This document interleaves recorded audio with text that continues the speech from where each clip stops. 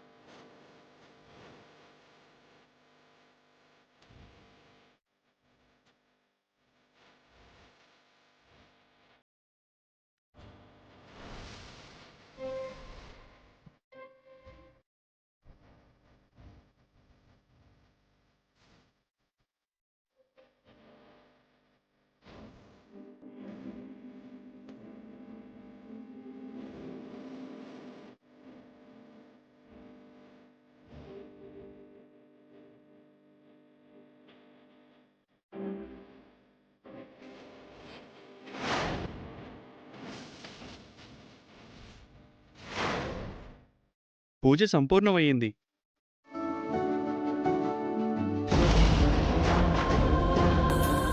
అమ్మవారి ముందు ఇద్దరూ పూజ చేసుకోవడం అయిపోయింది కాబట్టి ఇక నేను అందరి దగ్గరికి వెళ్ళి అవనిని వేదవతి వాళ్ళు ఏ విధంగా ట్రీట్ చేస్తున్నారో చెప్పేసి అందరి సమ్మతంతో తాళి కట్టేస్తాను.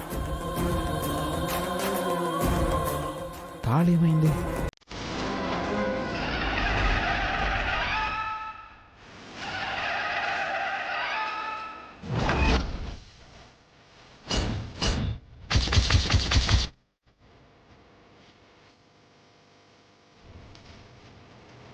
పేపర్ కూడా కనిపించదేంటి?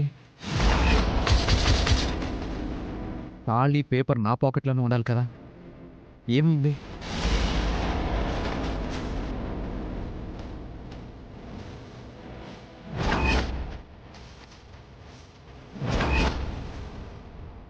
అక్కడికి ఎలా వెళ్ళింది?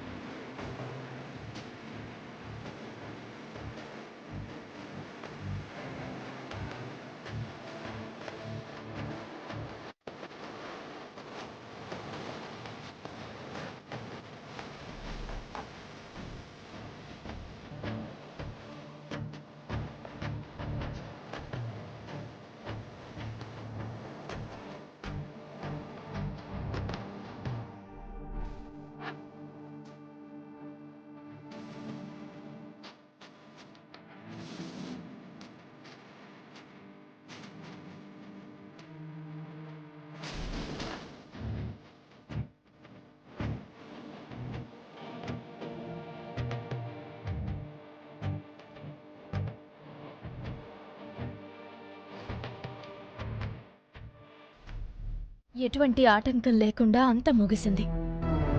ఊరిలో మన పరువు పోకుండా కాపాడుకున్నట్టయింది.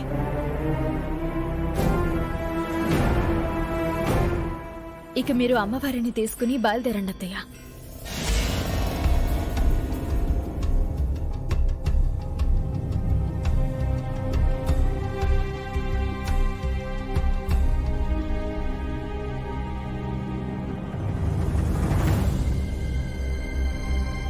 తీసుకోండి అత్తయ్య. పెద్దవిడ గారు తీసుకోండి. ఏం ఆలోచిస్తున్నావు వేద? తీసుకో. ఇప్పుడు నేను తీసుకుంటాను. పూజ గది ముందుకు వెళ్ళాక మంటలొస్తే మళ్ళీ వీటిని లోపల పెట్టడానికి దీన్నే పిలవాలి. అలా పిలిపించుకుందావనా ఈ నాటకాలు? ఇంటి పరువుని కాపాడావా నువ్వు? కాపాడలేదు, మొత్తం తీసేశావు. నా గౌరవాన్ని కాపాడావా నువ్వు? లేదు, నాశనం చేసేశావు. నువ్వు కావాలి అనుకున్నది నీకు దక్కింది కదా, ఇంక నీకు సంతోషమా? అమ్మవారు నన్ను కరుణించకుండా నిన్ను కరుణించిందని ఎగిరెగిరి పడుతున్నావు కదా, అటువంటప్పుడు అమ్మవారు నా ఇంటికెందుకు, నీ ఇంటికే తీసుకుపో. ఏం మాట్లాడుతున్నారు అత్తయ్య మీరు? నేను కరెక్ట్ గానే మాట్లాడుతున్నాను.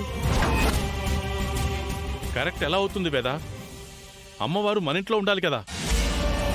ఊరందరి మనసుని, ఈ విగ్రహాన్ని ముక్కు పుడకని అడ్డం పెట్టుకుని మార్చేసింది కదా, అలాంటప్పుడు నాకెందుకండి? నువ్వు ఆవేశంలో తప్పుగా మాట్లాడుతున్నావు. నేను కరెక్ట్ గానే ఉన్నానని అన్నాను కదా.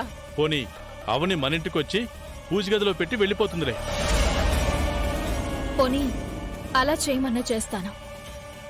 నీ దయా దాక్షణ్యాలు నాకు అవసరం లేదు. నువ్వు తీసుకొచ్చిన దానిని నేను తీసుకువెళ్లాల్సిన అవసరం లేదు. విగ్రహం నా ఇంట్లో ఉంటే ఈ ఊరి వారు మాటి మాటికి ఏదో పనుండొస్తారు. ఆ వంక పెట్టుకుని నువ్వు నా ఇంటికొస్తూ ఉంటావు. అవసరమా మాకు? విగ్రహాన్ని మీ ఇంట్లోనే పెట్టుకో. అత్తయ్య, బాగా ఆలోచించండి, తర్వాత ఇబ్బంది పడతామేమో. ఏమీ కాదు. పంతంతో గర్వంతో మాట్లాడుతున్నావత్తా, ఇది నీకు మంచిది కాదు. నీతో నీతులు చెప్పించుకునే అవసరం నాకు లేదు.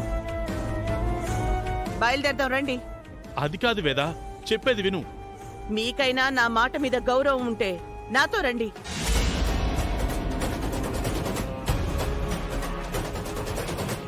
మా అమ్మకు చాలా గొప్ప సన్మానం జరిపించావు.